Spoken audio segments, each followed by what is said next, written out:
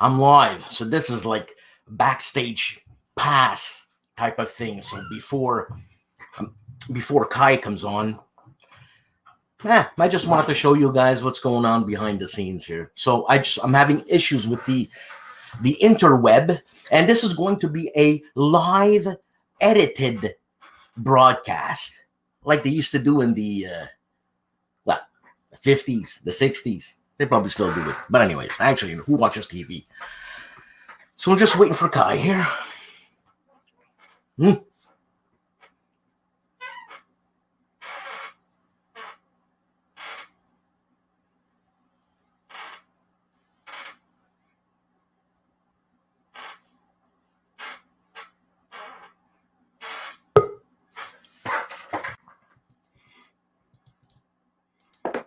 Hey, Kai.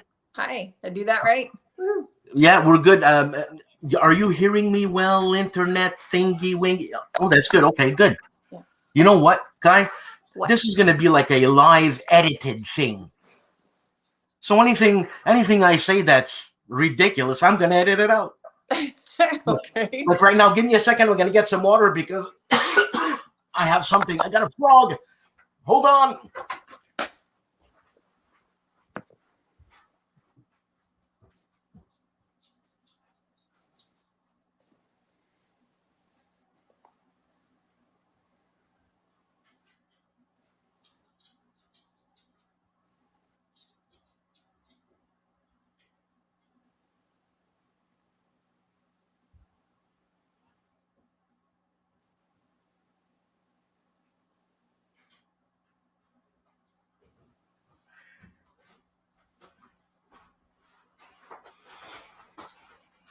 Hey, Kai, sorry about that. Oh, no worries.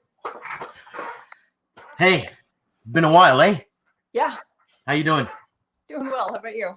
Well, that was just before this. Well, then the net was giving me some issues. I was helping my wife move some stuff, but I figured I take the initiative and move more stuff. And then she screamed at me and said, "What are you doing? Leave me alone. Let me do it." So what can I say? Hey, so I hear you got a new game out. I do. Yeah. Now is this game a variation on a theme? It was more a reworking of the original Dominant Species because Chad had learned so much following that first game, and we'd always meant to expand the first one, and just put out a kit to add marine life, and then when he learned a bunch more of his trade, basically he kept thinking of ways that he would have improved the original had he known better at the time. And so instead of doing an expansion, we just did, okay, screw it, let's just do marine as its own separate thing using what he had learned. And Kai, the play time on the original Dominant Species is does it depend how many people you put in? That adds the extra half hour? Pretty much. Yeah, that and if you play with someone who's prone to analysis paralysis, Oh no. and the game just kind of drags out forever and you think you Yeah. just like shoot everyone at the table. But yeah. And the same thing for this. We limited it to 4 players, but once we got into the swing of it after play testing a couple of times, we had it down to, I think it was half an hour per person. So, a 2-player game played way faster than a 4-player game, but it was because we were so used to our options at that point. So we could just jump right in, do your thing, move your turn along. I'm trying to get it on the screen here. Let me see here. Let me see. And it's already available. Dominant Species Marine is already available. Is that right? Yes. Yeah. GMT already shipped out all the pre-ordered, and I believe it's out in stores at this point. And can you tell us how the sales are going? I don't know. I don't find out until about 6 months after. Really, eh? It takes that long, yeah, to get, because they have to close the quarter, and then the following quarter, I get a check and a statement that tells me how many units they sold. So I know there were several hundred units sold as pre-order, But beyond that, yeah, I won't have a clue for quite a while. Well, you know what? You made me think of a story. There it is. There it is. You made me think of a story when you said you're going to get your first check, and that's when you're going to know. You know, when Peter Frampton did his Comes Alive? Yeah. His first check, I think, was just like a couple of bucks under $1 million. Is this what we're expecting? Oh, sure. No. No, because we're in a niche hobby to begin with. Yeah. Heavy Euros are a niche within that niche. And designers make a very small percentage because the publisher is the one who has to belly up.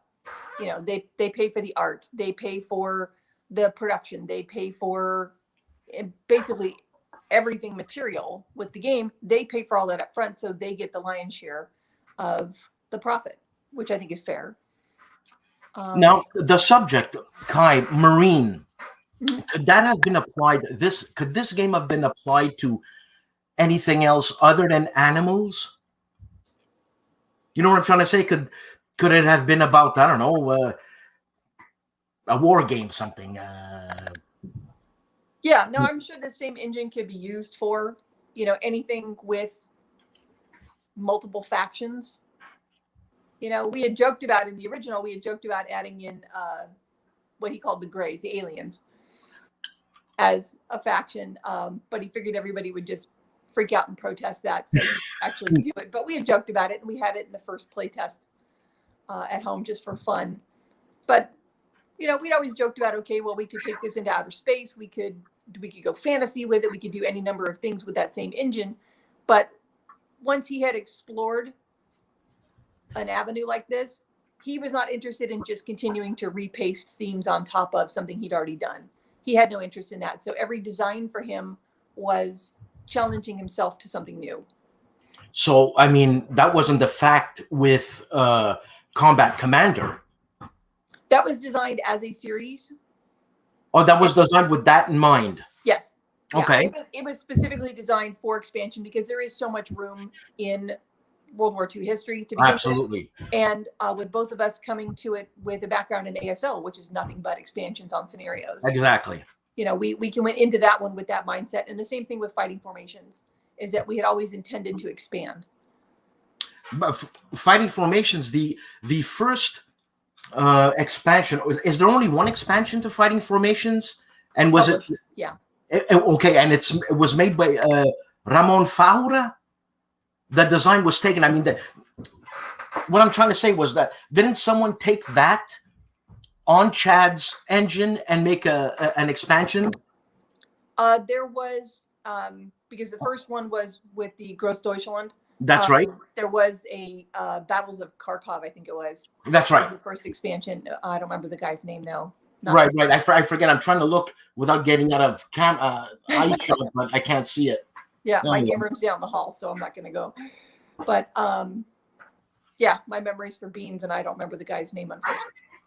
But that one we had also planned to expand to Patton's Ghost Army, to the Princess Patricia's, we were looking at all sorts of different units to highlight for an expansion, and ran into a roadblock in that no other nations kept records the way the Germans did. That's right. We've been able to get our hands on. So we really needed that granular. I need Lieutenant so-and-so with 8 guys did a thing. I need that granularity, which we just couldn't find. So okay, yeah.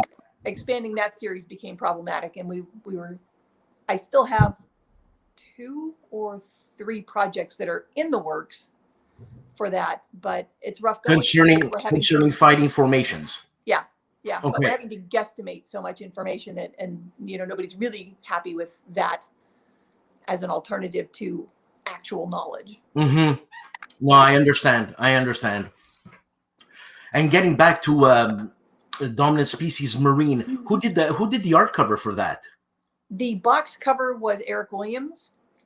I think it's fantastic. Yeah, he's done several covers for us. We absolutely love his stuff. It was phenomenal. I adore it. And then the in-game art was done by Chechu Nieto, who did the original, well, the second printing of Dominant Species for us. Okay, and it's funny, Chechu Nieto. Did he have a past life, Chechu Nieto? Like, was he a percussionist for a jazz fusion band called Weather Report? Because it was the guy's name. Once I emailed him, I said, "Are you this guy?" No. Oh, I have no idea. No, because it could be, man. If it's exact same name, Chechu Nieto, and I'm like, man, if he's the percussionist for Weather Report. Anyways, ADD. Okay, and so how big is the box? Is it like a Combat Commander box, or is it like a 4-inch box? This one is a 3-inch box, I would say. 3-inch box, yeah. Oops, get it back. It looks pretty hefty, eh? So yeah, it's got some good. It's just the open cover, but yeah, it's a big box. It's a good thick, sturdy box too, which is nice. And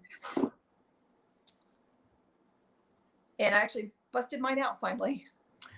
And is the map mounted? Yes. Yeah. You know what? Let me pull up GMT's page, and I'm gonna mess this up. I know it. If I can get but it's a good thing it's a live taped. Yeah, there you go. I don't know. Can you see my table from there? So I've got. I can't tell where I'm looking. There's my table. There's all my stuff. Yeah. Well, how big of a footprint does this game take? Doesn't look like it takes a big footprint. Oh, that's just a quarter of the board. I didn't have room to expand the whole thing out. Ah, okay. It's huge. It's gigantic. It's really big, and I can't get it all on camera. Yeah, nice board. Who's the artist for the board? Chechu. Oh, still okay. Yeah. He did all the internal components for us. Is he on staff at GMT? No, he's on commission, I believe. Okay. Okay. And he does fabulous stuff, but he's so popular. I don't know what else he does. I don't know if he does magazine illustrations or what, but his queue was so long that we had to wait over a year. Really? To get the artwork. So he started working on artwork for us when Chad was sick. So Chad actually got to see some of it. Okay. But he didn't finish it until after he had passed. So, it's funny. You bring something up here in terms of what happens if your game is finished and you're relying on an artist and he's that booked. You wait? If you're willing to stick with that artist, you wait. Yeah, and Chad specifically wanted Chechu to do this one. One, because he'd done the original, and two, because his artwork is so phenomenal. And he's really easy to work with. Chad gave him specific directions for every single card, and he gave him a representational image of this is what I had in mind. And so his rough drafts were really close to what he wanted. And then Chechu just did the really cool art that came with that. So... so Chad's image that he sent over was just a picture off the internet of a cuttlefish or, whatever critter he had wanted for the card. And then Chechu took that and ran with it. Now, Kai, you said something that Chad gave Chechu Nieto like an exact drawing, an exact this, an exact that. And do you have to do that as a designer? Like, be as precise as possible, or do you leave leeway to an artist, or was Chad a control freak? That's what I'm trying to say. No, his philosophy was that you give a brief, this is what I'm looking for, or this is like the feel that I want for the card, or, just something brief, but you let the artist make the call. You let them do as much, but you give them some constraints to work within. So it's not just wide open. That's too much. So he said, okay, I need a picture of dead fish, the card is for a species got wiped out somehow, and so I just need an image of dead things. And you let him decide, is it dead crabs? Is it a half-eaten whale on the bottom of the ocean floor? Is it fish? Is it whatever? Let their creativity lend into the image, because they're going to be more invested in it if they have some of the input. I think you get better results. Yes. And he of course. That. Yeah. No, so he did not want to control overly, but because of the way the cards were, there's specific meanings, and he was using scientific terms, which meant there had to be some constraint to explain to the artist to stay within these parameters, because. Yeah, but otherwise, he'd like to leave it wide open. Like the cover art that Eric Williams did for us, I don't believe he gave him anything more than this is about ancient sea life. Yeah, well, the cover art is not by Chechu Nieto, is that right?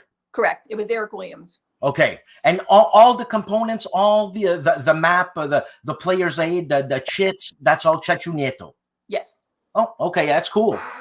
And is this the end of this series?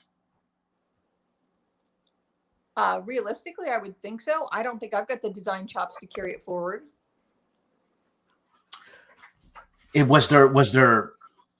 Did Chad leave any scraps continuing a series like this? No, not for this one. Oh, I see. Okay. Because you're making me think of like Tolkien, how the son took over his dad's Yeah. Anyways. Yeah, no, I'll be continuing to work with Combat Commander and Fighting Formations because those were specifically designed to continue expanding. And I've got some projects in the works on both of those. But this was originally, it was a one and done. And when we couldn't get the Marine into the original, that's when we, like I said, we had thought about doing it as an expansion, but then he learned more and we went a different route. But this was like 2 and done. And a game like this, it must have been play tested to death. All to heck, yes. Yeah. Oh, yeah. You said you have you have a regular group that play tests and completely demolishes. Yes. Yeah. That's what we love about it, because these guys are so brilliant and so well versed in so many different styles of gaming, war games and Euros and the heavy Euros and the light stuff. And so, you know, they bring all of that knowledge with them. And our first objective, the first 3-4 times that we sit down to play, is find the weak spots, lean into them. Let's see if we can break this puppy wide open so that that doesn't happen to a gaming group when we actually publish. Right. And so we're rough on it. And a game like Dominant Species, like how many playtest sessions does that have to go through before it's a solid piece? More than 50. Oh my God. Closer to 100 if we can do it. But for Marine, because we also had set it up as a 2-player game, a lot of nights that was the 2 of us just beating the bejesus out of each other after dinner, knock out a game before bedtime, because with a 2-player game, that's a quick evening, and just pound it on it night after night after night. But because for us it was work and fun, it never dragged. I was like, oh my God, not again. No, I was gonna ask you that. When does it stop becoming fun and starts becoming work, and you're never gonna play it again? I'm not just talking basically one game. I'm talking about any game you play test to, you know. Yeah, we kind of hit a wall with Combat Commander for a short time because we had demoed it. Like we went to Console World, which is a week-long expo. And so you can teach and play the game in a couple of hours. And we ran 2 tables. So we were each teaching, and we ran back-to-back sessions for an entire week. At the end of that week, if he had said, hey, you want to play a game, just the 2 of us, I'd have happily sat down and played again. But seriously? Yeah. But after like the 4th or 5th convention where we were doing nothing but teaching the game over and over, we were both like, I don't want to teach this anymore. I just want to play it. I want to play with somebody who already knows, so I don't have to run through. I don't have to play both sides, you know, and I don't have to watch everything like a hawk. I just want to worry about my side and just play. So, man, it's safe to say you know Combat Commander pretty well. Pretty well, although surprisingly, one of my playtest buddies had come over a couple times during the pandemic, and we played across a wide table, and I had to bust out the rules. I was like, oh my God, I cannot remember the last time I played this. And I was like, how do I do a satchel charge? What the heck? And I had to grab the rule book, and we had to look things up because I hadn't played in so long because we'd moved on to other projects. So, and you know, okay, other projects. Sorry, I'm skipping here and there, but I guess that's my style. What can I say? What's next, Kai? Like next soon now? Like here? Like what am I working on? Like what's coming out? Yeah. Well, we still have Chad's Golden Gate Park, which I want to get out. That's always another Euro that we had on the P500 3 years ago, I think it was. And because it was a lighter Euro, it really wasn't getting much traction with GMT. It's the wrong crowd for that kind of thing. So he pulled it back off the P500 and figured he'd sit on it for a little while and either reintroduce it to GMT when they had a few more Euros going, or take it to another publisher if GMT didn't want it. So I want to get that one published because it's finished. Well, have you proposed it to GMT? Yes. Is it a done deal? Not yet. Okay. But you know, we're talking about okay. some of the other projects. He's got multiple projects that were in the works that we are attempting to finish up. Right, and the reason why I ask is because you said it's what, 3 years since you've taken this off the P500? I think it's been about that long because it was before he got sick. Yeah, and 3 years, I would say. I think the market changed a little bit. Yes. Because now look at GMT; they're selling quite a bit of not war games, for lack of a better word. Yeah. Yeah. So I would think it's a good. I've got confidence that it'll come out and you know, fingers crossed it'll come out through them because I love working with them. Yeah. No, I would think it's a good time. And I think they've got a soft spot for Chad. So. Right. So I think that's doable. He had another war game that we're going to be able to publish, I think, half of. It was his challenge to himself with that one was, could he design a war game and a Euro game of the same topic, utilizing predominantly the same components, but have one be the war game and one be a Euro game. So it was going to be a two-sided map. So depending on which way you wanted to play it, you flip it over and there's a hex and counter side to it, or you flip it over the other way and it was an area majority Euro style, using all the same components, just different rule sets. And so that was his personal challenge, was trying to put two games in one box. Does that mean two completely different games, or two games that there's some sort of association or segue in? It's the same topic, the same map, pretty much, just two different treatments of that same map. So like I said, one would be hex grid, like a war game. Yeah, and the other one would be like area control, like a. And the other one would have been way more Euro. Yeah, area control or point to point, or we went through several iterations on how to pull that side together. But we had done far more work on the war game side of it, and had actually had another designer friend come over and play test with us as we were developing systems. So that designer and I are finishing that.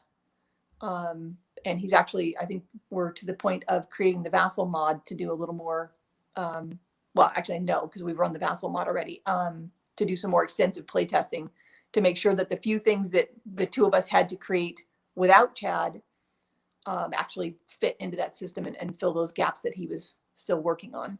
Now, Kai, is this still like top secret, or are there any pics that I can show on my show of this? Are we allowed to talk about it? Well, we're talking about it, but I mean, are there any pictures, titles, something?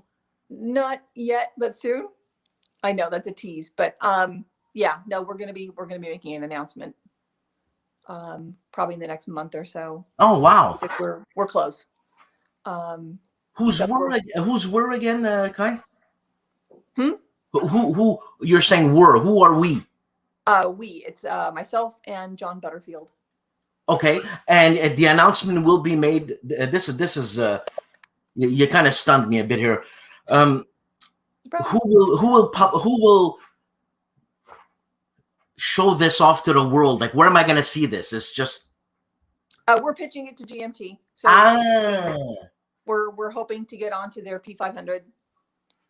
Okay, so you're gonna pitch it. You're gonna pitch it this month, but we're not gonna see anything this month on the GMT website. Is that right? No, not until they have to accept it, and then we've got to get onto their pre-order system, and then once we have the ball rolling, if we're going that direction, then I've got like all of Chad's art. He had a ton of art done already, and like I said, John had someone put together the Vassal mod that we've been doing our testing through. He and I get on the phone and spend a couple of hours pushing pieces around, discussing systems, trying to fill in the gaps of, because it was about 95% done, but Chad just had a couple of subsystems that he wasn't happy with. And since John and I had both played with him, we were trying to remember, you know, where had we left off? What still needed doing? How can we get those systems up and rolling in a robust fashion that would have been, you know, enough to make the game playable, even if it wasn't 100% of Chad's super nitpicky, had to be 100% perfect. So, now another question: having a name like Jensen's and Butterfield's, and you said GMT or whomever has to accept it. Mhm. Now, having those names doesn't guarantee you that a company, and I'm just going to say GMT because we're using GMT, Yeah. that GMT will accept it, regardless of what reason. Is that true? Like, is that a, what I'm trying to say is that a Jensen and a Butterfield, isn't that a shoo-in? from an egotistical standpoint, I would love to say yes, but I think from a business standpoint, they Yeah, still that's need what I'm be trying to sure. get at. The business Yeah, standpoint. of from it. a business standpoint, I still think they need to, you know, at least take a look at the game and be sure that we're not just throwing something against the wall and hoping it sticks because it was Chad's. Yes, They've got a there's great that. confidence that what he was working on was quality projects, but was it far enough along? Was it pulled together enough that there is a game there, or are we just trying to grab a quick 80 bucks? Yeah, no, that would be a bad. Yeah, so I would strongly recommend, I mean, even knowing that I really want to get his stuff published, the stuff that was unfinished, I would strongly recommend that they take a good hard look at anything that we put forward to be sure that it's in line with what they're expecting. You know what? I think if they must have a, well, you know, sometimes they do let some slip by. And the only reason I say that is because some games are so much better than other games. That's why I'm saying slid by. But I'm sure they have a sound business practice because they got to cover their butt too. Yes. You know, they've got a reputation to uphold. Absolutely. Yeah. But absolutely. I mean, by the same token, I would never want to put anything half finished of Chad's out there in a way that could damage his reputation. Mm-hmm. Mm-hmm. So I'm never going to propose something to them that I don't think stands up to his merits. Or Kai, your reputation, or John's reputation, or Mark Herman's reputation. I don't think they would allow that. No. I don't think. Anyways, Kai, can you answer this? Gin Pickled Yak. He just joined. What kind of game is that we're talking about? Do you have a title for that game? Yes, it's called Downfall. It's a World War II hex encounter strategic war game. So big scale. We're covering, it starts from the, I don't want to get into a whole lot of detail on this yet, but it starts from the height of the German expansion and covers their collapse basically back into home territory as the Allies are coming in from both sides. So we're talking near the end. We're talking near the end of the Eastern Front here. Yes, we're talking. Well, we start the game at Stalingrad on the east. And you're coming. Are you starting the game? Well, I was gonna say with the Germans losing, they lost way before then. But anyways, yeah. But the goal. Well, you know, I'm going to be a brat. You're going to have to wait until the GMT announcement. You know, and you know what? I was trying to be subtle and this and that, but I think you caught on. I say too much, and I don't want to do that. So. Okay, so I'm sorry. What was it called again? Downfall. Will it be card? Oh shit! I can't. Card driven? Is it going to be card driven? No. It will be card assisted, but not card driven. Any more information? Sorry, Kai. Sorry. Not without wrecking John's surprise. How's that? Yeah, no. Is there other than that? Do we have a Kai design? I've got a couple of CC expansions that I'm working on. I have been working on the Polish battles for forever. Like what when you say the Polish battles? I was going to put together a battle pack of Poland-centric World War II at the CC level. I've always felt that they deserved it, and Lord knows we've got enough of a Polish fan base that, you know, I think they'd be thrilled with that. But I took an interest in after reading a couple of books. And so I started trying to pull together a lot of material, but it's sad because so much of it was, 100-to-1 odds and just they get creamed over and over. And then the few cases where they actually, they held off long enough to let another formation escape, or they, the post office, and they're brutal. And so it's hard. I've sat and cried over reading these things and trying to pull together a scenario that isn't just gut-wrenching and heartbreaking all at the same time. And the other problem for me is that every time I sat down to do some design work, because I do Chad's development, if he had a game going, my stuff always gets set aside to work on his games because that was his living. So mine has gotten set aside over and over and over. I understand. So, but I've got a binder that's like, no joke, 3 inches thick worth of notes and materials and maps and roughed out scenarios. And so really, I'm slowly pulling that together into a battle pack. The whole thing into a battle pack, or into multiple battle packs? Oh no, I'm shooting for, the 8 to 12 scenarios, like a normal battle pack. But it's going to have to be new maps, new counters, new everything to go with it. So is this going to be like a Ziploc type thing, or is it going to be boxed? I think it would probably end up boxed like Resistance, the small box. Mm-hmm. Yeah, I got them all. And I have a question. Yeah, go. No, go ahead. No, I'm gonna have a question concerning the Italians, but go ahead. Oh, okay. But no, I think it's just going to be, because I'm going to have to do the maps, the counters, the everything that goes with it. I think that's going to be too much for a Ziploc. Okay, well, good. I mean, I like boxes. And Solitaire here, Gin Pickled Yak. The game that with John Butterfield, is there a solitaire mode in it? I'm going to talk to John about that. He is the solitaire king as far as I know. So yeah, anything that he puts together, we're always looking to add a solo expansion to go with that. It wasn't something Chad ever did because there were 2 of us. We never played solitaire. We had a built-in buddy. Anytime you wanted to play a war game, I came home from work, he's got a game set up on the table. That's what I'm playing tonight. Yeah, and you know what? I'm always I don't play first of all, I don't play games often enough, and the game I loved playing when I used to play was Combat Commander, and there's no solo, nothing to it because of the card system. And I know there's some on BGG, but I keep bugging STUKAJOE to do something. And you know what? Maybe his system does work for this, but we'll see. Going back to the question I wanted to ask concerning the Combat Commander expansions, I saw 2 tournaments of Combat Commander, and both times I saw was a guy playing the Italians. Mm-hmm. And I never seen a sadder 2 opponents in my life.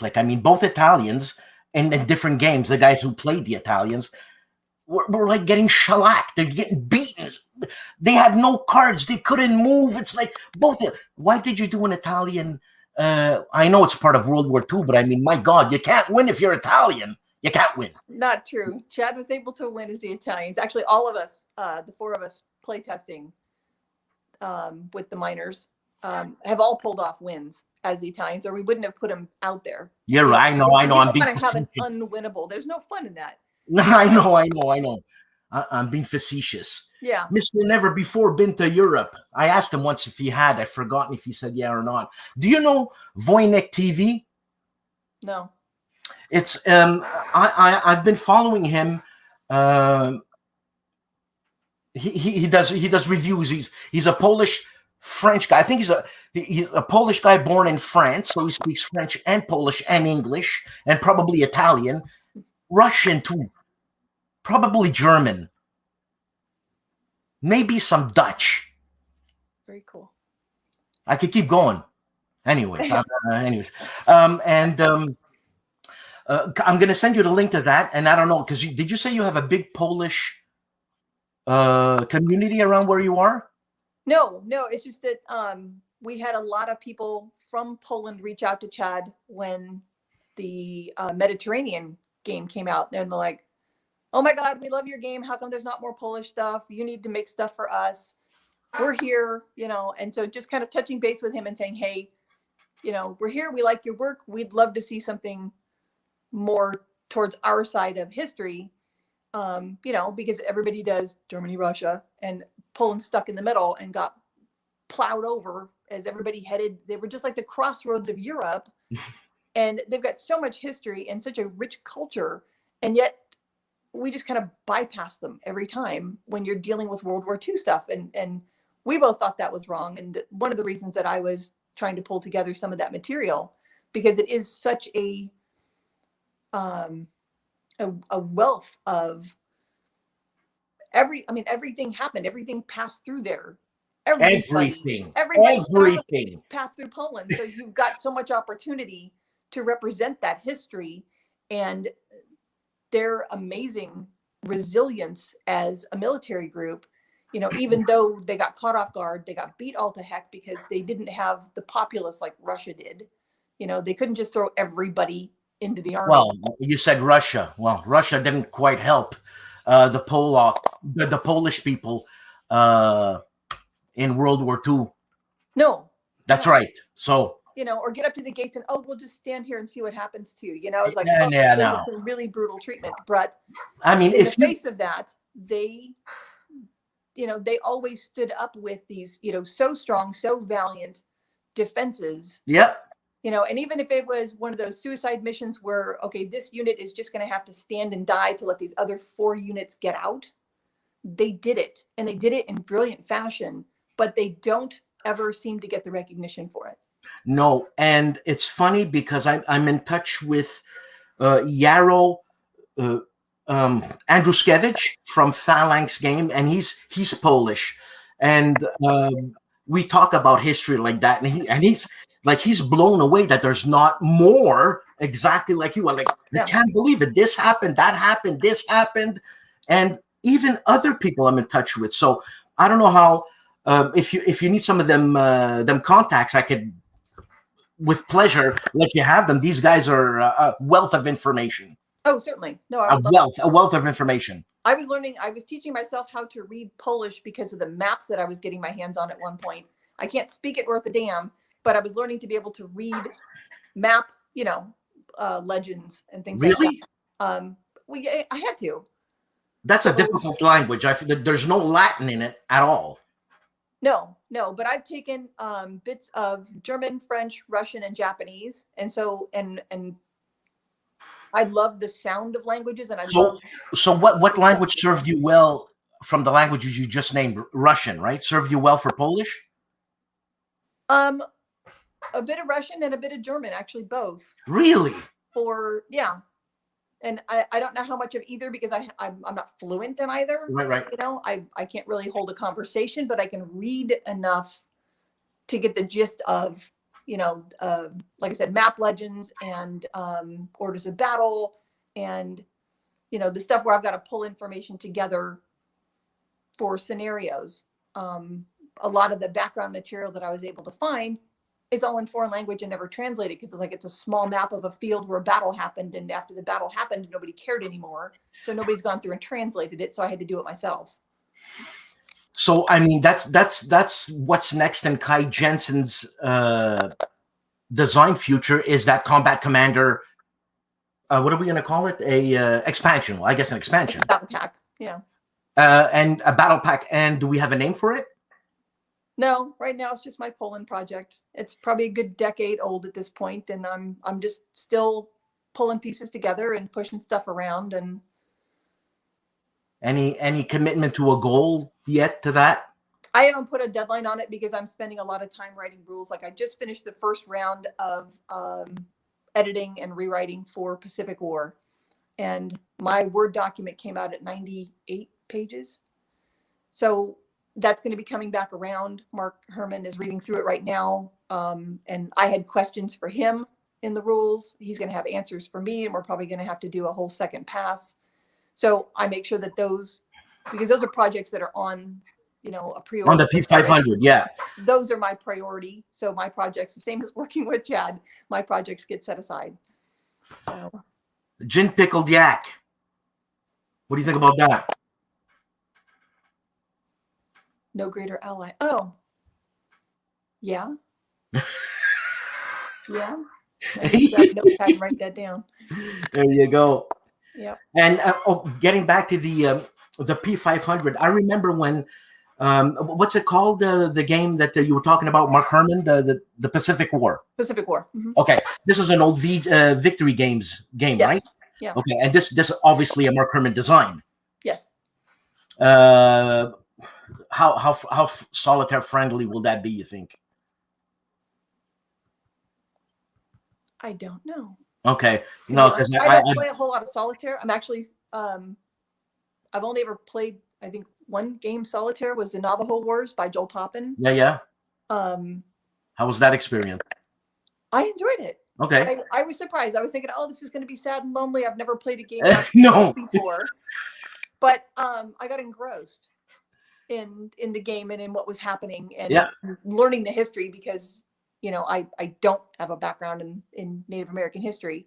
They don't teach it from anything other than a U.S. military standpoint in school. You just get the light gloss over and oh, we did bad things, and they kind of move on. And that's Joel Toppin's expertise, eh? It's his what? It's his expertise, Joel Toppin? I believe so, yeah. Yeah. Does he, do you know him well? Yeah, he's a friend. Does he, is he an expert on like just one nation of American natives or first, we call them First Nations. I want to be correct here. Or is he like a jack of all trades when it comes to First Nations? I think it's based on his personal experience because he was a pastor in New Mexico, Arizona area. So working with Navajo tribes and their culture and stuff. And then he moved to Montana. So I believe that's up in Blackfoot country. And he did Comanche. Yep. Comanche Wars? No. Yeah. But anyway, he did a follow-on with the Comanches as well. And so I think it's just kind of following his personal connection with the different nations and learning their lore, their culture, and being able to incorporate that into his games. So I don't think I don't think he goes any further east with the tribes. I don't think he's done anything like East Coast, that kind of thing, because that's not where his experience is. Okay. That's why I was asking, like, what's he more bullseyed on in terms of what he knows, whatever. I can't even speak anymore. Yeah, no, I think it's based on his personal experience. Right. Yeah. And his love of that topic really shows. So you know Joel Toppin well? Yes. What type of mechanics? I never really checked out his game. What type of mechanics what does he use in Comanche or in Navajo Wars? In Navajo Wars, it's card driven. It's a point-to-point map system, and I haven't played it in a couple of months, so this is really rusty, and I've only played it one time. So it's like little family groups within the tribe, and so you're building up. You've got people are they're getting older, so you're getting elders, which give you more experience, which gives you benefits to certain things that you're trying to do, and then they're trying to stave off the Spanish coming in, or other groups trying to impose on their area. Okay, so he has a war game with sociological aspects. It kind of plays as a cross between a war game and a Euro, because there's the conflict that's always present, but then there's also, are you able to sustain your tribe? Just I was going to say, but the growth of the tribes, you have to grow your elder, right? Yeah. So that's why they age out and stuff. Exactly. You'll lose them, and then you'll have to promote people from within to fill those gaps. And then you've got your warriors trying to keep things, keep your boundaries solid against incursion and raiding to go grab horses and that kind of thing. So so it plays kind of like a cross between a Euro and a war game. But I found it fascinating, and I didn't do a deep dive in on it because it was my first pass at a solo game. I was trying to like wrap my head around the mechanics, but I would get immersed in the story. I was gonna say, yeah, I'm immersed in the story. I families, go, that's really interesting, man. You know, I'm gonna check out that game. I've always wanted to check out because I see him doing a lot of YouTube things, YouTube playthroughs for GMT. Yes. You know, and it's like, I gotta check this guy out, man. You know, Navajo Wars, Comanche, but I know of Navajo Wars, Comanche. I don't know. Yeah, no, he's a very smart guy and very, I think, very dedicated to his topic, and I think that really shows through in the. Well, his passion shows, that's for sure. You know, I mean, I see it right away, right away. Yeah. So very sharp guy and a real sweetie. So we've got the Combat Commander Battle Pack, supposedly in the works in your head, a Kai Jensen design. We have, do we have any collaborations with any other designer other than John Butterfield? Not anything that I am willing to talk about at this point, except John Foley, who had done some development work for Chad. He and I are hoping at some point in the future to finish up the fighting formations with the Princess Patricia's formation. So we're going to do like an Ortona battle pack kind of a thing for fighting formations. Nice. I like fighting formations. Yeah. I was speaking with another designer, and he was flipping out at the counters. Why are the counters like this? Why are the counters like that? You mean the side view versus top view, or the way that? Okay. Because of the artwork. Because I love the artwork. Yeah, but it was, well, one thing was we had difficulty finding the top-down view of all the equipment and tanks and stuff that we needed. And so that was one limiting factor. The other one was when you got a single tank, looks huge, right? Yeah. Okay, they're big, right? But yeah. Then if you have a squad of them, all of a sudden you got like ducklings. Yeah. You know, you got the big goose, and he looks threatening out on the field. But then if you got 3 of them, which should look 3 times as threatening. Yeah, it's not. And they're little tiny guys, and it was like, oh, that was just sad. Yeah. So it threw us when we played, because you kept looking at it as a small unit, because they were small icons, even though the numbers are bigger, and mentally this should be imposing. It just didn't have that right feel. No, of course. Hey, look, yeah. It's our sense. We had to make a judgment call, knowing that we were going to get complaints. Well, you get complaints no matter what. No matter what you do, you're going to get complaints. So we figured, well, suck it up and do it. We did what we thought was best for the game, and just had to take the flack that came with it. And you know what I'm saying? No matter what, you get complaints. But sometimes, but an artist learns from complaints, so it's good. If we didn't have complaints, he wouldn't learn. But whatever. Yeah. And that's well, okay. Taking that full circle, that's what led to Dominant Species Marine.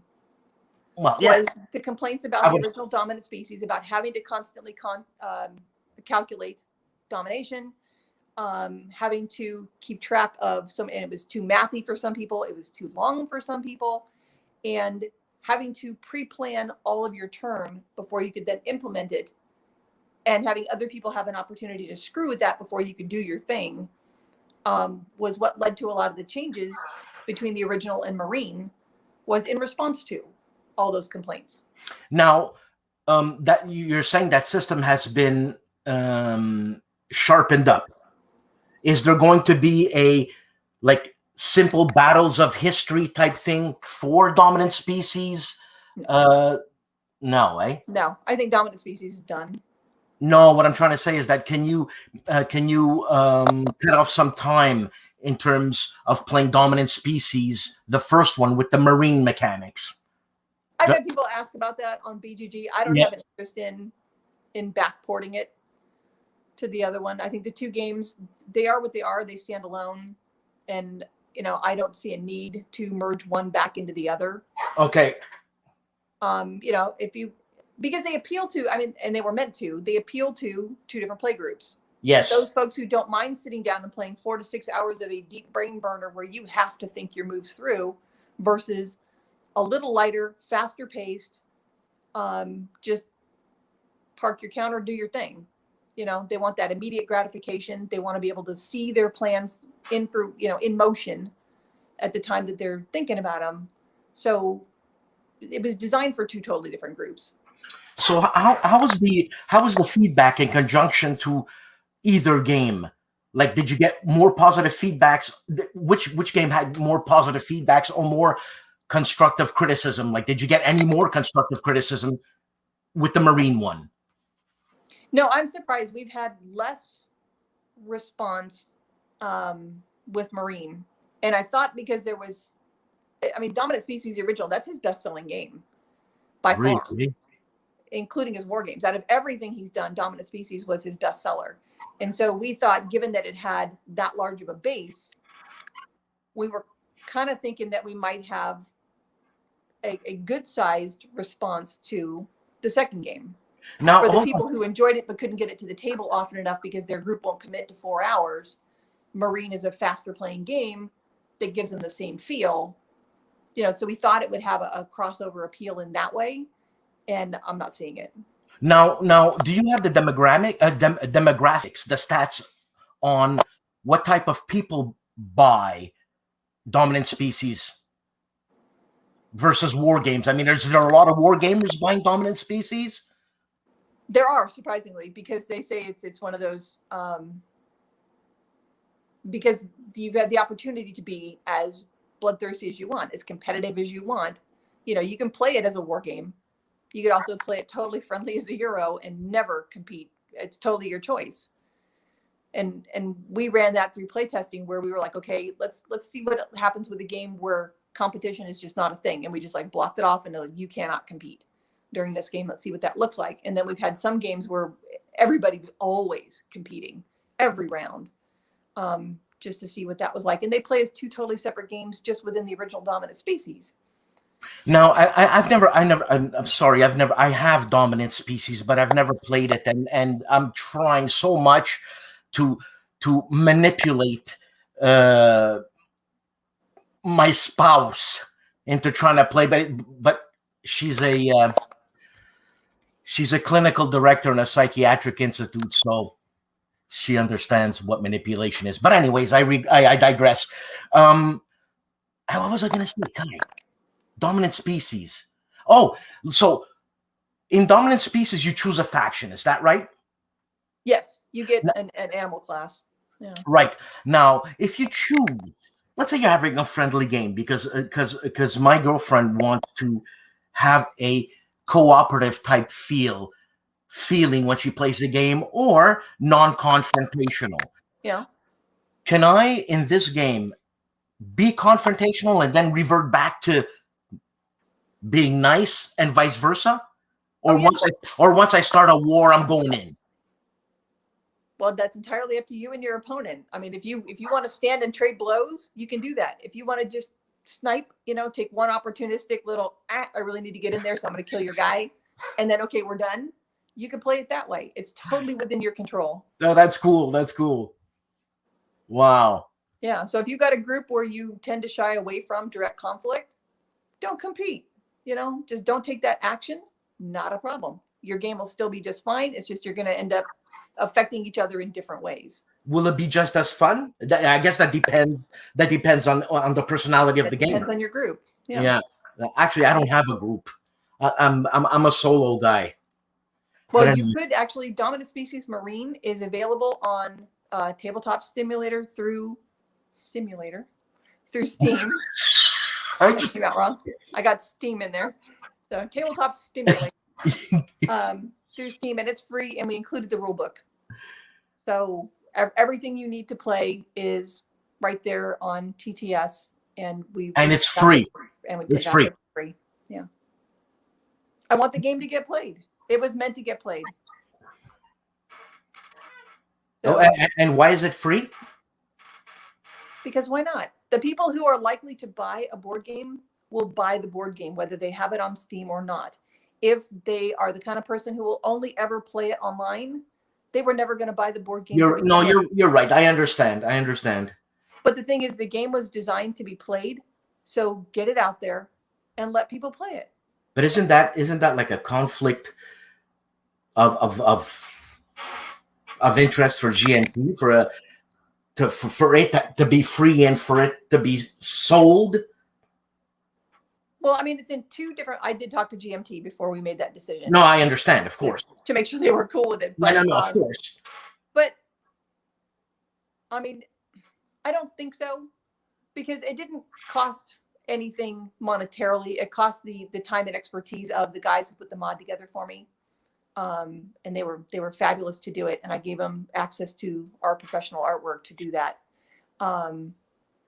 But GMT was like, you know what? They totally agreed with me that this game it's meant to be played. And so if people want to buy the version to be able to sit down at a table, to take it to a park, to go somewhere, you know, and physically sit and play it, because that's part of the experience. Yes, it means something to me, that. Yeah. Then, you know, there's a value to that. Obviously, there's a price to that. But to just sit and play it on your computer and have that experience with your friends or with people around the world, and you're making new friends, whatever, you know, there's a value to that, but nothing that I really want to monetize, to profit from. Is it a difficult game to teach? No, it's one of those, I think, because of the way Chad wrote rules, I think it's easy to just read and understand the procedures themselves. It's how you integrate all of that with what's going on the map is what makes it complex. So it's one of those simple to learn, hard to master type concepts, where the more you play it, the more depth you realize to it, which means that the next time you play it, you got more to learn. And then once you've made that step, you're like, oh, now I get, but if I do this thing, it's going to be different next time. So I've got to play it again, because I can make it a fuller experience now that I know this other thing, or now that I've seen that card that didn't come up the last time we played, or, you know, however it comes out for you. It's always a little different. And so I think people, the more they play it, the more depth they see to it.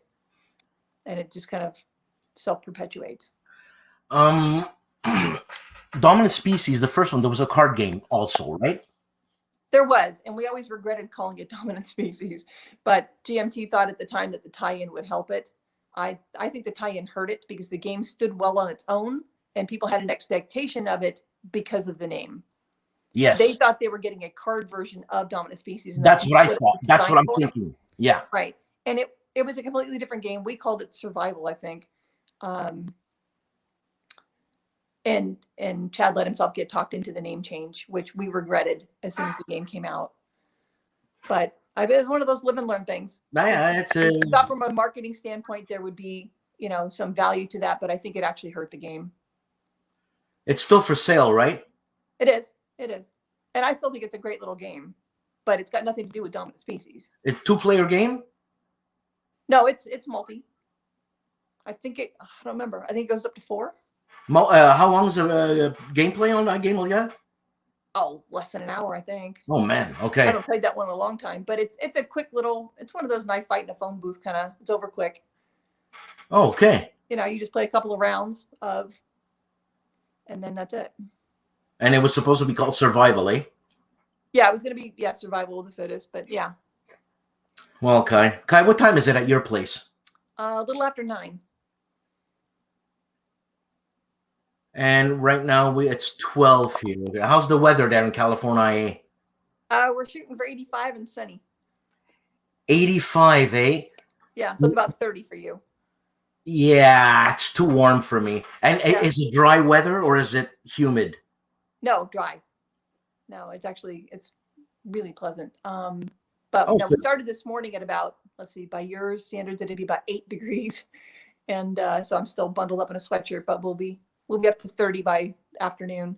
8 degrees to 30 degrees in one day. Yeah. Wow. Yeah. Like last week, we were going from about 0 to 28. Yeah, that's drastic. No, I mean, we get drastic weather like that, but not, I haven't seen that like in one day. I've seen it from one day to the next. You know, like very sunny and then snowing. In wine country, we don't get snow here, so it's dry and cold. but I mean, we've got so many little valleys and pockets and stuff in wine country that those lower temperatures really hold down in those little valleys and pockets. And so you start the morning darn near freezing, and by mid-afternoon you're down to shorts and tank top. That's cool. You got any fig trees in your backyard? No, I have no backyard in my backyard. If you well, can you have fig trees if you had a backyard? I don't know. What did they take to grow? Earth? I've never done fruiting trees, so I have no idea. I say No, yes. it's 'cause We the grow weather everything. the weather you have, you know. It's Mediterranean climate for the most Yeah, part. you get figs. Yeah, figs. Yeah. So in the summer, we'll ride between 95 and 105 for afternoon temperatures for most of the summer. Sometimes we get spikes that go up over 110, but not very often. They last like 2 days. And this is sunscreen weather, right? I don't, but most people probably should. Yeah. Really? Eh? Okay, yeah. Anyways, Kai, thanks for doing this, man. Oh yeah, no worries. Always fun. Stick around, and thanks, people. We had look for an early morning Sunday there. I know Steve Reynolds was quite inquisitive, and Gin Pickled Yak. So, Kai, stick around. Thanks, guys, for being around. And I'm gonna do my famous "let's get out of here" thing. Don't leave, Kai. Okay. Ciao, people.